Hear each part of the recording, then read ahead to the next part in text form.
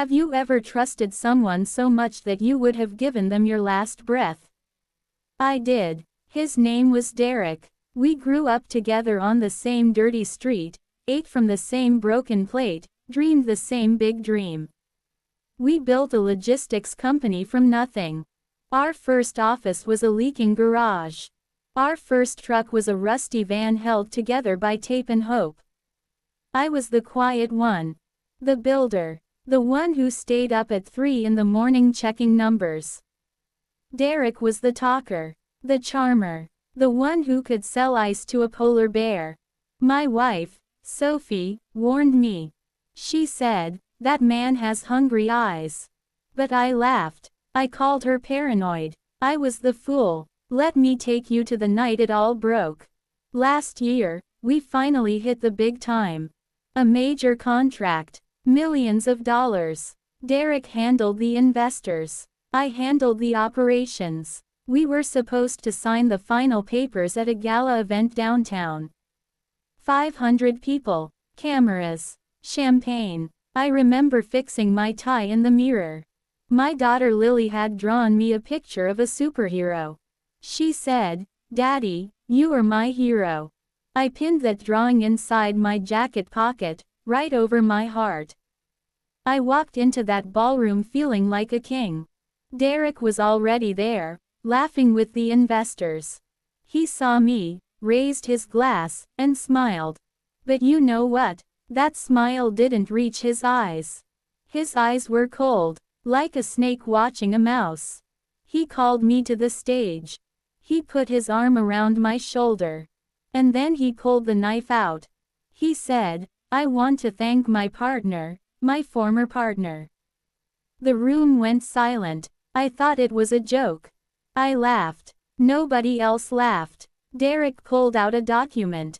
He said, "Due to gross mismanagement of funds and an unauthorized loan taken against the company, the board has voted. Effective immediately, this man has 0 shares. He owns nothing. I swear to you, my legs turned to water. The lights felt too hot. I looked at the investors. They wouldn't look at me. They looked at their shoes, their watches, anywhere but my face. Unauthorized loan, I whispered. What are you talking about? Derek leaned into the microphone. The whole crowd heard him. The loan you took from the Marcus Group 6 months ago. The one you hid from us. You dug a hole so deep, you nearly buried us all. I had to cut you out to save the company. I had never taken any loan from the Marcus Group. But Derek had all the papers. Fake signatures. My signature. He had learned to copy my handwriting so perfectly, even I couldn't tell the difference. Security guards walked toward me. In front of 500 people, in front of the cameras, they escorted me out like a thief. Like a criminal, I stood outside on the cold pavement.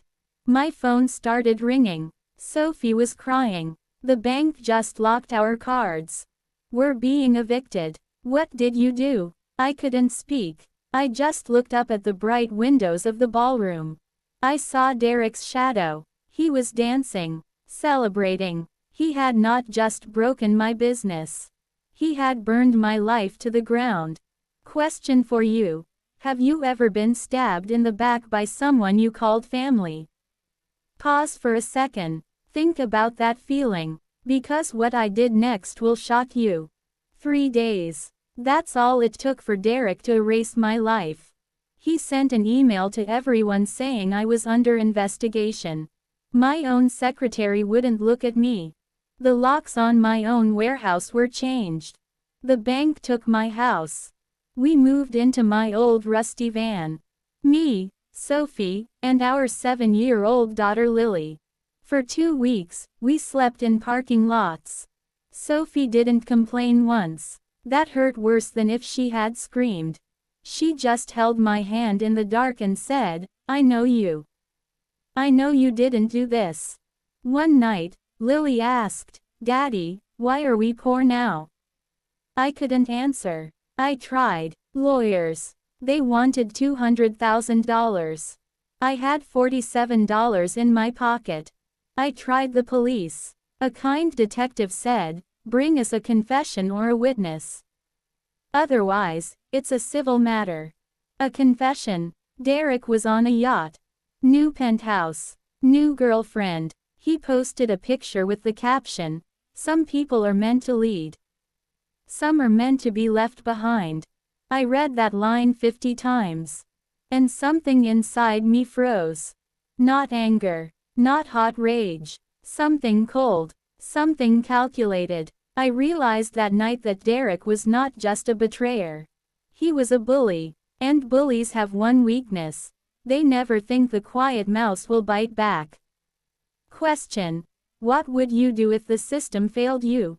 If the law said, "Prove it," and you had nothing?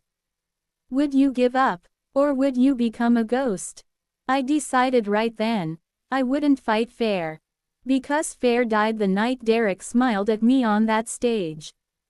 I grew a beard, wore old clothes, became invisible, and I started visiting the people Derek had fired. The truck drivers, the warehouse workers, the accountants, the ones he had crushed like empty cans. I found a man named Carlos. Derek fired him because Carlos asked for a safety harness for his team. Derek said, "If you're scared, go home." Carlos went home. But Carlos kept records. Every email. Every text. Why? I asked. He said, "Because one day the devil comes to collect." I wanted to give him a receipt. That was the first piece of the puzzle. Then I found a woman named Priya. She was the accountant Derek fired after me.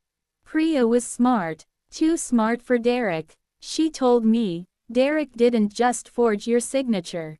He has been cooking the books for 5 years. He reports losses to the government to pay less tax, but shows profits to investors. He's playing both sides." "Do you have proof?" I asked. Priya smiled. "I have backups. Every spreadsheet on a hard drive in my mother's attic." That was the second piece. Over 6 weeks, I built a network of ghosts.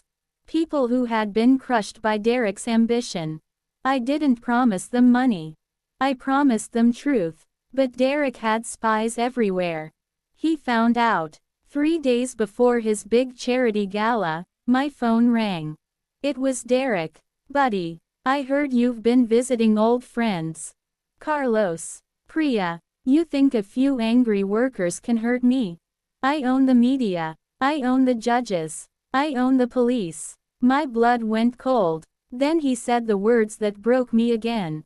"I know where Sophie is hiding. That little town 3 hours away. It would be a shame if the press showed up at her door." He threatened my family. Again. I hung up. I screamed into a pillow until my throat was raw.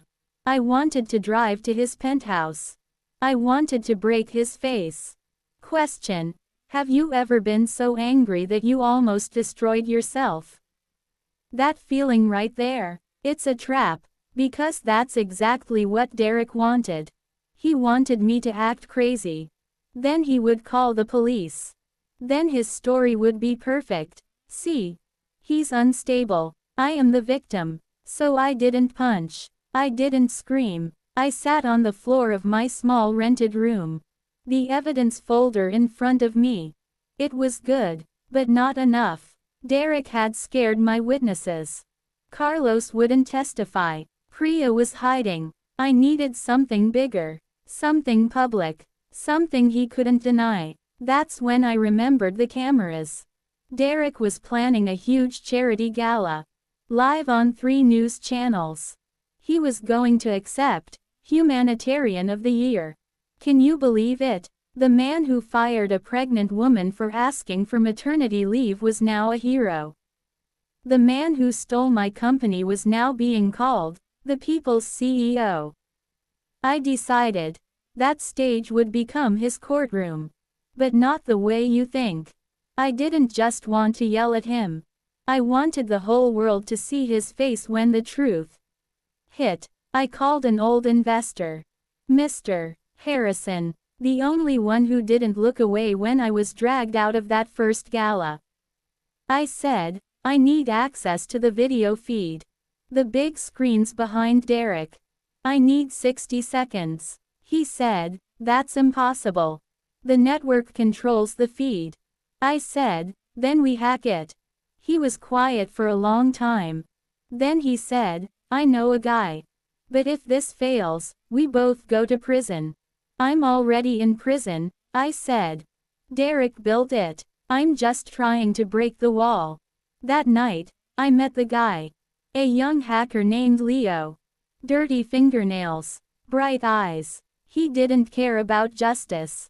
He cared about the challenge. Hijack a live news feed.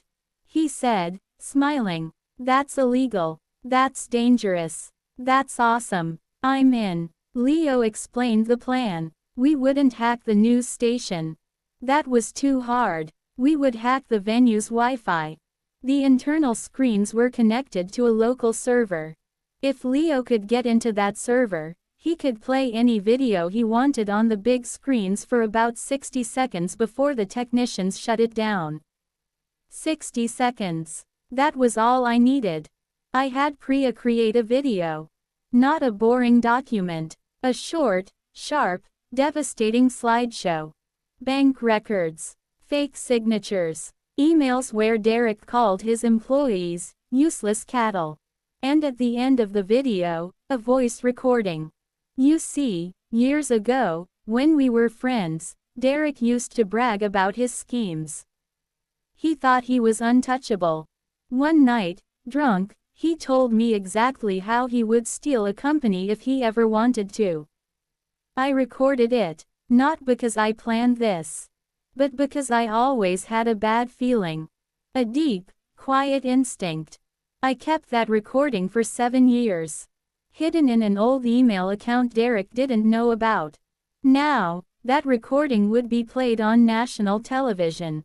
On the big screens. With Derek standing right in front of them. Question: can a broke, betrayed man really pull off a live television takedown? Keep watching, because the next part, you will not believe. The night of the gala. Crystal chandeliers. Tables with white cloths. Waiters carrying champagne. 500 people in expensive dresses and suits. The mayor was there. Senators. Reporters with cameras pointed at the stage. Derek stood at the podium. Blue suit. Perfect hair. Bright smile. He looked like a movie star. He was saying, and that is why I started this foundation. To give back to the community that gave me so much. The crowd applauded. I was standing near the back, holding a small device in my pocket. Leo was in a van outside, typing on his laptop. My heart was beating so fast I thought it would jump out of my chest. Derek continued, some people said I was too aggressive. They said I stepped on toes. But you know what? You can't make an omelet without breaking a few eggs. That was the cue. That phrase. Breaking a few eggs. The same phrase from the drunk recording 7 years ago. I pressed the button in my pocket. For 1 second, nothing happened. Then the big screens behind Derek flickered. The live video feed of Derek disappeared. Instead, a black screen. And then, the video started. The first image was a bank statement. A transfer of $1 million from our company to a private account in the Cayman Islands. Derek's private account. The crowd murmured. Derek turned around. He saw the screen. His smile froze. Then the second image. A forged signature. My signature. Side by side with a real signature. The differences circled in red. You could see the fakes. The lines were too smooth. Too perfect. Derek grabbed the microphone. Technical difficulties. Cut the feed. But the technicians couldn't cut it. Because Leo had locked them out. For 60 seconds, they were helpless. Then the emails came up. Derek calling his workers donkeys. Derek telling a pregnant woman she couldn't have maternity leave. Derek laughing about how Stupid, the investors were. The room went silent. Dead silent. You could hear a pin drop. And then, the audio. Derek's voice, slurred from whiskey, filled the ballroom. Listen to me, partner. If I ever wanted to take everything, I wouldn't fight you. I would sign your name. Easy. People always believe the paper. They never ask the man. The recording went on. You're too nice, you know that. Nice guys finish last. I'm not nice. I'm a shark. And sharks eat whatever is in front of them. The 60 seconds ended. The screens went back to normal. The technicians had finally killed the feed. But the damage was done. 500 people had seen it. The cameras had broadcast it live to 3 million viewers at home. Derek stood on stage, pale as a ghost. His mouth was open. No sound came out. For the first time in his life, the smooth talker had no words. I walked forward. Slowly. People parted to let me through. I walked right up to the stage. I looked up at Derek. "Hello, shark," I said. "Looks like you swam into a net." Derek pointed at me. "This is him. He hacked the system. Arrest him. Someone arrest him." But no one moved. Because at that moment, the real police walked in. Not the security guards. The FBI. Mr. Harrison had called them. He gave them all the evidence. The original files. The witness statements from Carlos and Priya. The lead agent walked onto the stage. He looked at Derek. "Derek Vance, you are under arrest for fraud, forgery, and embezzlement." They put the handcuffs on him. Right there. On live television. Derek looked at me. His eyes were wide. His perfect smile was gone. His face was wet with sweat and tears. He whispered, "How?" I leaned close. So only he could hear. I said, "You forgot one thing, Derek. You thought I was just the builder. The quiet one. But builders know every crack in the foundation. And I just made sure yours collapsed." They dragged him out. The last thing I saw was his shoes leaving the stage. He looked so small, so broken. The mighty shark was just a fish out of water. Question: how do you think Derek felt in that moment? Knowing that 3 million people saw his lies. Knowing that his own words on that recording had destroyed him. I took a deep breath. The first real breath in months. I drove 3 hours to the small town where Sophie and Lily were hiding. I walked in. Lily was asleep on the couch, clutching her stuffed rabbit. Sophie was sitting in the kitchen, staring at her phone. She had seen the news. She was crying. "We saw everything," she whispered. Lily asked why Uncle Derek was on TV with handcuffs. "What did you tell her?" I asked. Sophie smiled. A tired, beautiful smile. I told her that justice always comes. Sometimes it's slow, but it comes. We held each other. We thought it was over. But it wasn't. The next morning, I woke up to 100 missed calls. Not from friends. From lawyers. From the bank. The fake loan Derek created was still on paper. The courts would take months. The investors were suing the owner of the company. And according to the fake documents, I was the owner. I had exposed him. I had won the moral victory. But legally, I was still trapped. For 6 months, I fought. Every dollar went to lawyers. Sophie worked at a grocery store. I worked construction during the day and prepared court documents at night. We survived, but we didn't live. Derek, from his jail cell, sent me a letter. It said, "You took my freedom. But I took your money. Who really won?" I burned the letter. But his words haunted me. Question: is revenge worth it if you lose everything anyway? If you win the battle but lose the war, are you really the winner? I looked at my daughter's face one morning. She was drawing a picture of our old house. The one we lost. And I realized something that changed everything. I was still playing Derek's game. He wanted me to chase money. He wanted me to be miserable because I was poor. He wanted me to spend years in court, drowning in fees, losing my soul. But money was never why I started the company. I started it to build something. To create. To provide. I didn't need his company. I didn't need his money. I needed my family. And I had them. They were alive. They were healthy. They loved me. So I stopped. I declared personal bankruptcy. I walked away from the lawyers, the courts, the drama. And I started over. With one truck. One customer at a time. I did the driving myself. Loaded the boxes myself. Cleaned the truck myself. Slowly, customers came back. Not the big corporate ones. The small ones. The local shops. The families. They remembered that I was the one who cared. Not Derek. Today, I have 20 trucks. 20 employees. A small house. No bank can take it. No fake signature can steal it. Sophie runs the office. Lily is 9 years old.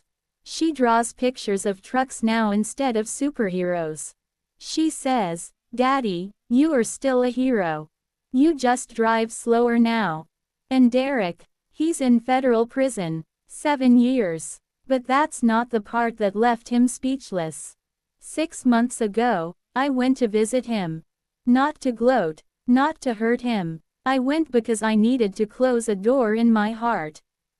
They sat me in a small room with a glass window. Derek walked in wearing an orange jumpsuit. He looked old. His hair was gray. His eyes were empty. The shark had no teeth left. He picked up the phone on his side. I picked up mine. He said, "Come to laugh at me." I said, "No, I came to thank you."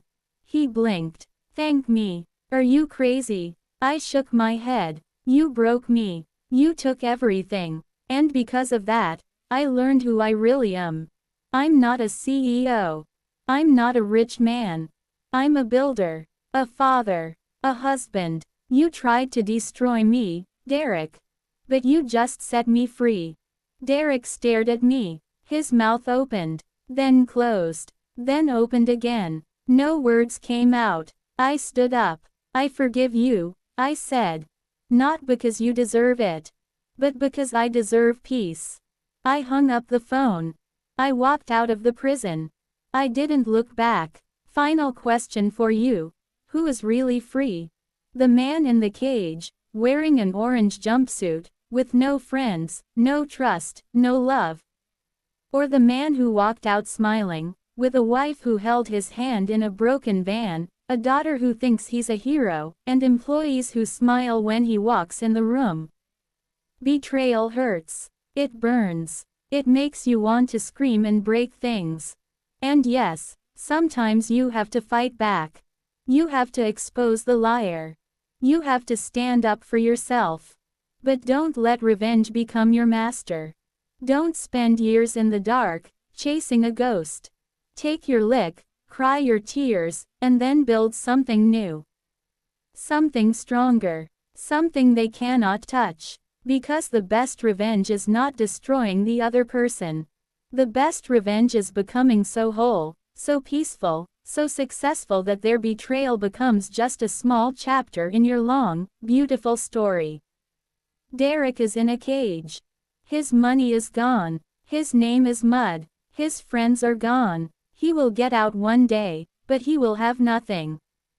No trust. No love. No respect. And me, I have everything that matters. So tell me in the comments, have you ever been betrayed? How did you rise? Because I want to hear your story. And remember this: the quiet ones, the builders, the ones who don't yell, those are the ones you should never break. Because they don't fight with noise. They fight with truth. And truth always, always wins in the end.